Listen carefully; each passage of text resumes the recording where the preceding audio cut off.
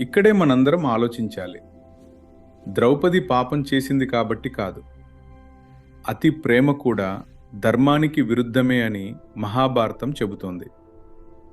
ఇది శిక్ష లేదా మనిషి బలహీనతపై ఒక హెచ్చరిక. ద్రౌపది స్వర్గానికి వెళ్ళిందా లేదా మోక్షాన్ని పొందిందా? గ్రంథాలు అక్కడే ఆగిపోతాయి. అందుకే ద్రౌపది కథ ఒక సమాధానం కాదు, ఒక ప్రశ్న. ఇప్పుడు మీరు ఆలోచించండి. ఇది న్యాయమా లేదా అతి కఠినమైన ధర్మమా? మీ అభిప్రాయం కామెంట్ చేయండి. ఇలాంటి మహాభారత లోతైన అర్థాలను తెలుసుకోవాలంటే ధర్మ డీకోడెడ్ను ఇప్పుడే సబ్స్క్రైబ్ చేయండి.